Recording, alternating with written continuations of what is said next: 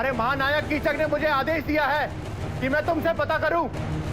नहीं बताओगे तो कभी चल नहीं पाओगे। हम सच कह रहे हैं, हमें कुछ नहीं पता उसके बारे में। नहीं पता, हम सच कह रहे हैं, हमें छोड़ दो।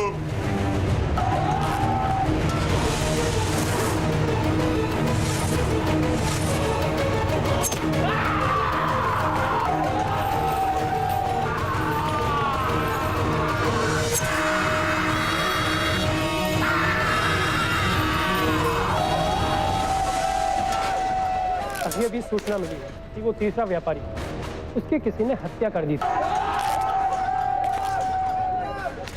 पर इसका क्या अर्थ हुआ? क्यों? अर्थ तो इसका महानायक कीचक ही समझ पाएंगे। राजभवन की राजनीति मुझे समझ में नहीं आती है। मैं केवल आदेश का पालन करना जानता हूँ। माफी नहीं। माफी नहीं।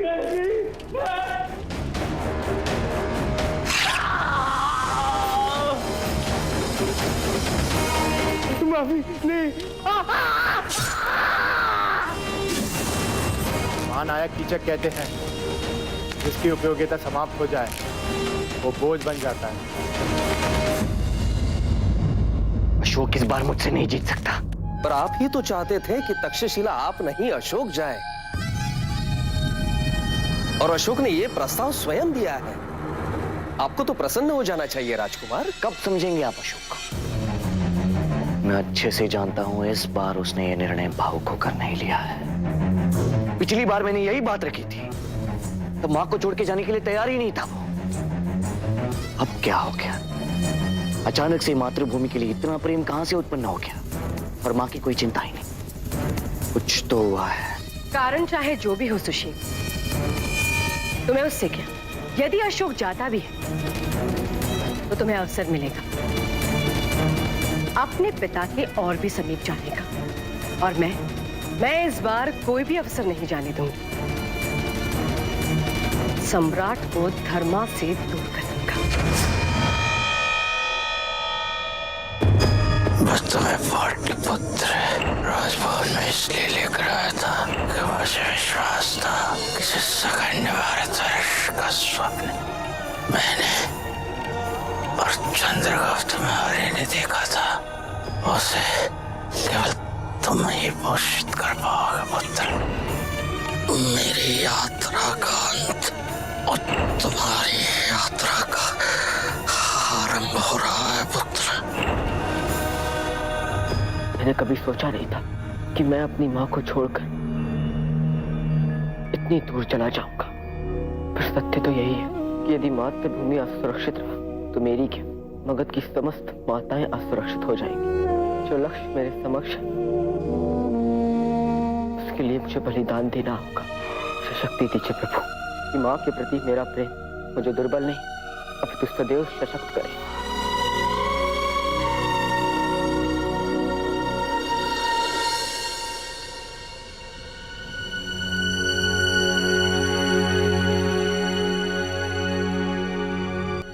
मैं जानता हूँ आप पर क्या बीत रही है भ्राता।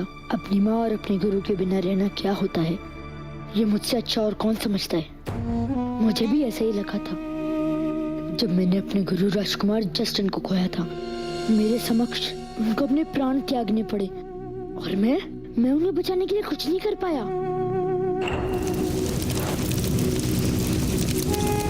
ऐसी व्यवस्था का आभास होता है ना, कितना असुरक्षित हो गया था मैं। आपको भी ऐसा ही लग रहा है ना भ्राता? कभी कभी तो अचानक से मुझे उनकी अंतिम श्वास सुनाई देती थी। अशोक, अशोक, अशोक। मैं प्रतिदिन माँ का स्मरण करता हूँ जो एक अधूरा स्वप्न लेकर चली गई इस संसार से। कितनी पीड़ा हुई होगी ना अपने एक छोटे से पुत्र को छोड़कर ऐसे अकस्मात जाना। क्या आवश्यकता थी ऐसा करने की? परिणाम का तो सोच लिया होता। तो मैं यही सोचता हूँ जिस दिन कुछ बन गया उनकी अनुपस्थिति का आभास तो होगा ना मुझे। मैं केवल इतना जानता हूँ भ्राता, जीवन में अन्याय नहीं भले ही देर से हो पर न्याय ही होता है। जो बुरा करता है उसके साथ बुराई होता है। आपकी माँ के लिए आपका स्थान कोई नहीं ले सकता भ्राता। इस प्रकार मेरी माँ की रिक्तता कोई पूरी नहीं कर सकता। लेकिन फिर भी मैं माता धर्मा का हर तरह से समर्थन करूंगा, उनकी सहायता करूंगा और हमेशा उनका ध्यान रखूंगा। तुम कल्पना भी नहीं कर सकते श्यामा कि तुमने ये बात कहकर मेरी कितनी बड़ी चिंता दूर कर दी। और सत्य कहूं तो मुझे केवल तुम पर ही विश्वास है।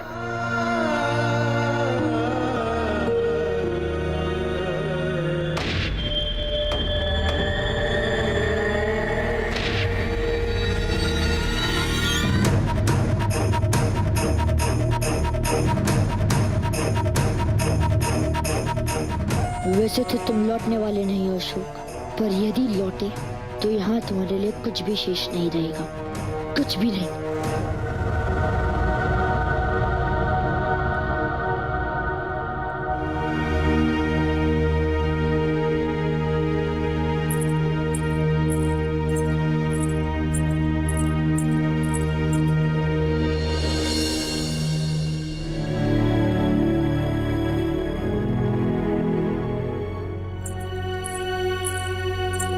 आपके प्रिय लड्डू।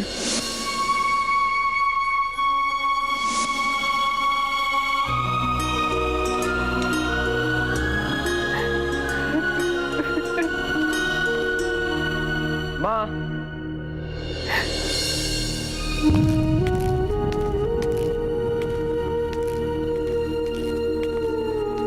क्या हुआ माँ? कुछ नहीं, मुझे क्षमा कर दीजिए यदि आपने मुझे पुकारा हो, मैंने आपकी आवाज न सुनी हो तो। क्षमा? ये आप क्या कह रही हैं?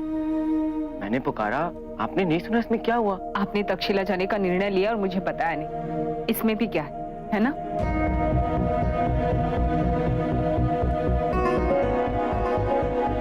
माँ, मैं जानता हूँ कि आप मेरे निर्णय से प्रसन्न नहीं, किंतु आपका वहां जाना आवश्यक है क्योंकि आप उन लोगों की सहायता करना चाहते हैं, मुझे पता है। तो फिर आप अप्रसन्न क्यों हैं माँ?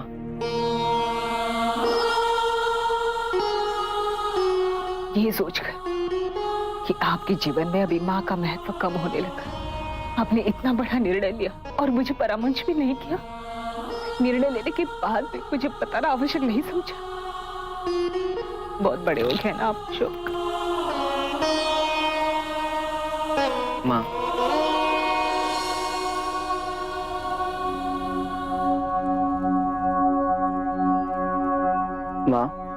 मैं कितना भी बड़ा बन जाऊं या कितना भी बड़ा हो जाऊं, आपकी ममता के आंचल से छोटा ही रहूंगा माँ।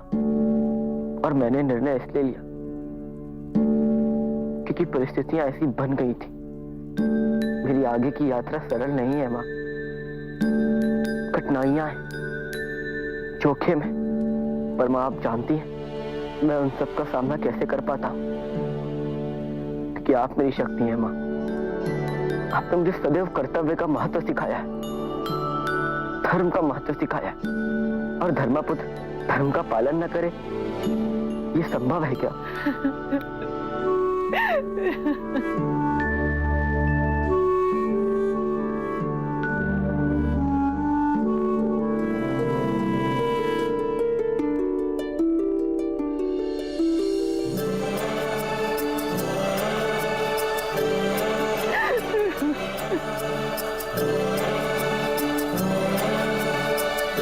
कभी भी आपको धर्म का पालन करने से नहीं रोका है अशोक।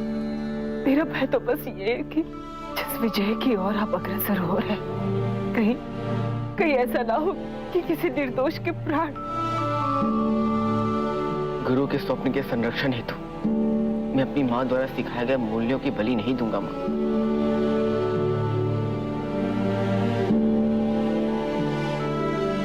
मैं रक्षक बनूंगा, भक्षक नहीं।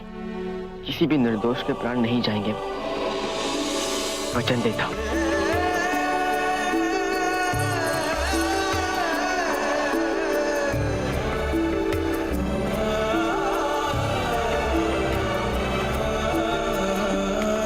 राजकुमार, आपको सम्राट ने बुलाया है। आता हूं।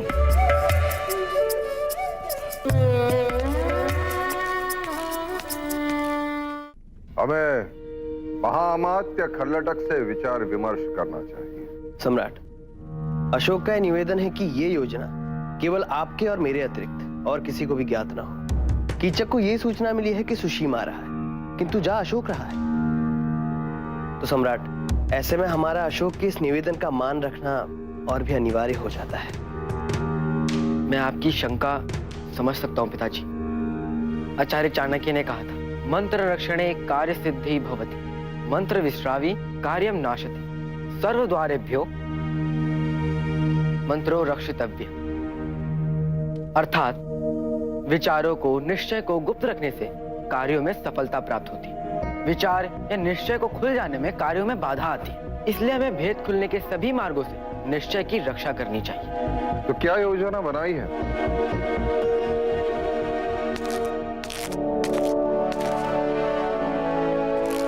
हम मगध के उत्तर पूर्वी क्षेत्र में और तक्षशिला उत्तर पश्चिमी भाग्य में, वहां तक की यात्रा करने में मुझे और मेरे सैनिकों को महत्वपूर्ण व्यापार मार्ग से जाना पड़ेगा। और इसमें यह भी संभावना है कि कीचक को हमारे आने की सूचना पहले ही प्राप्त हो जाएगी और वो हमें मारने का हर संभव प्रयास करेगा।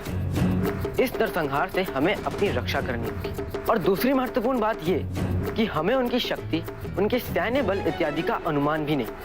यहाँ तक कि हमें यह भी नहीं पता कि वो कितने सशक्त हैं, उनके सहयोगी कौन कौन हैं, और हम ये भी नहीं जानते कि वो कैसे क्षति पहुंचाने का सामर्थ्य रखते हैं। सीमा के समीप बहुत लोग रहते हैं। यदि वहां युद्ध आरंभ हो तो वो सभी लोग मारे जाएंगे। तो क्या योजना है तुम्हारी? जो उस व्यापारी ने हमें दिया।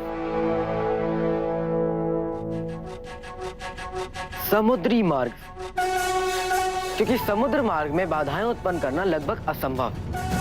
और यदि वो सफल होने का सामर्थ्य भी रखते हैं तो उन्हें बहुत दिन लग जाएंगे। उनसे पहले मैं अपने सैनिकों के साथ तक्षशिला में प्रवेश कर लूंगा। किंतु समुद्री मार्ग में एक कठिनाई और भी है। यदि तुम्हें हमसे संपर्क करना होगा तो वो लगभग असंभव है। और यदि तुम्हें किसी भी प्रकार की सहायता की आवश्यकता पड़ी तो हम कुछ नहीं कर सकते। और इसीलिए तो कोई कल्पना भी नहीं कर पाएगा कि हम ऐसी मूर्खतापूर्ण योजना बना सकते हैं। मैं बस इसी का लाभ उठाकर कीचक को स्तब्ध कर दूंगा। किंतु ये सब कुछ अकेले कैसे कर पाओगे अशोक? जिसके पास गुरु, माता, पिता का आशीर्वाद होता है वो अकेला नहीं पिताजी।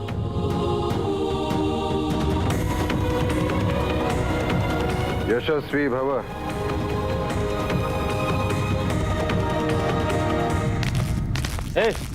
कौन हो तुम लोग? यहाँ प्रवेश करने की अनुमति किसी को नहीं। सम्राट का आदेश है जो आंतरिक सुरक्षा स्वयं अपने व्यक्तिगत निरीक्षण में ला रहा है।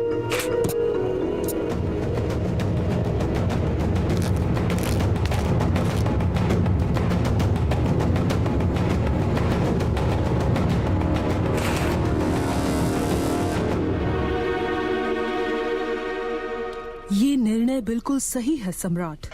जब तक कोई योग्य और विश्वसनीय व्यक्ति नहीं मिल जाता है, आंतरिक सुरक्षा का दायित्व आपके पास ही रहना चाहिए।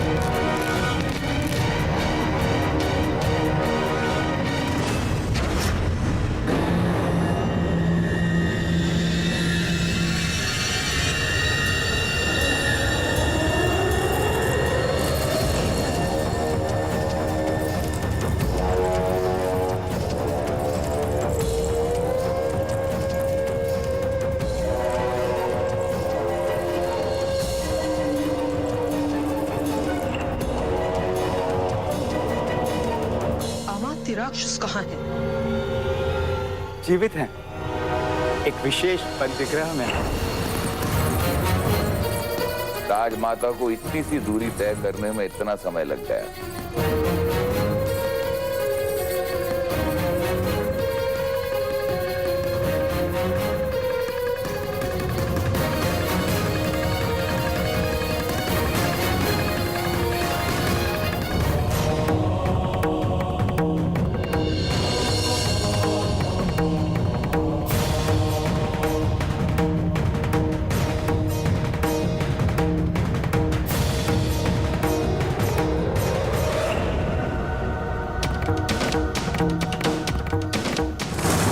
इतिहास के पृष्ठों में चाणक्य का नाम अवश्य लिखा जाएगा, किंतु एक कलंक की भांति, एक राजद्रोही के रूप में। हम देर से अवश्य आए हैं, किंतु एक अच्छे समाचार के साथ। आपके सबसे बड़े शत्रु, सबसे बड़े विरोधी आचार्य चाणक्य, उसकी हत्या कर दी गई है। आप तो मगध के पहले महाअमात्य थे राक्षसाचार्य, किंतु मैं जानता मगध के महाअमात्य बनने से पूर्व ही आपके हृदय में मगध के सम्राट बनने की मंशा थी। और आपकी सबसे बड़ी बाधा दूर हो गई है अमात्य, और आप नहीं, नहीं, नहीं हो सकता, ये नहीं हो सकता है। कह दीजिए असत्य है, कह दीजिए राजमाता ये झूठ है ना। मुझसे पराजित हुए बिना चाणक्य अपने प्राण त्याग नहीं सकता।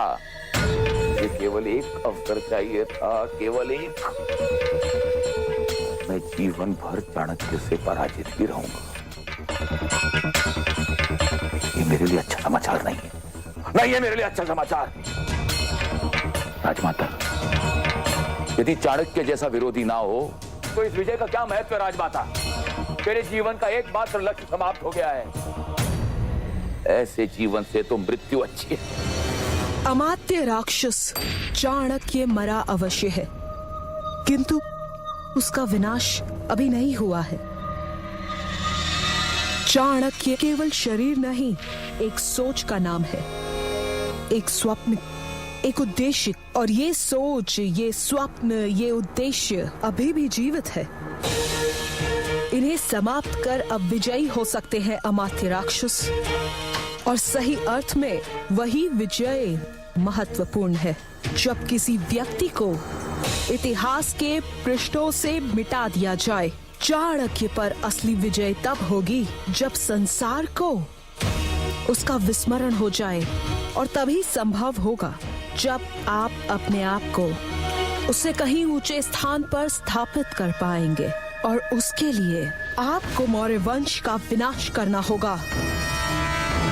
सुशिम, द्रुपद, अशोक, 3 राजकुमारों का अंत करना होगा। भविष्य में किसी की मौर्य के पुनः स्थापित होने की संभावनाओं को नष्ट करना होगा।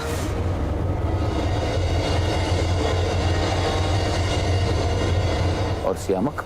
मौर्य केवल वही है जिसमें मौर्य वंश का रक्त हो। यूनानी और खुरासानी बीज है। मेरा पोता राजकुमार जस्टिन का। और जस्टिन की यही अंतिम इच्छा थी कि श्यामक को सिंहासन पर बिठाया जाए। और इसीलिए आपकी सहायता चाहिए। इसके बदले में जो चाहिए आप मांग सकते हैं।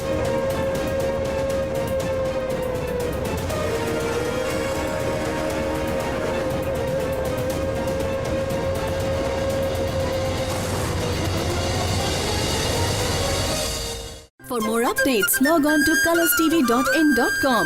Like us on facebook.com/colorstv. Follow us on twitter.com/colorstv. For more updates, log on to colorstv.in.com. Like us on facebook.com/colorstv. Follow us on twitter.com/colorstv. For more updates, log on to colorstv.in.com. Like us on facebook.com/colorstv. Follow us on twitter.com/colorstv.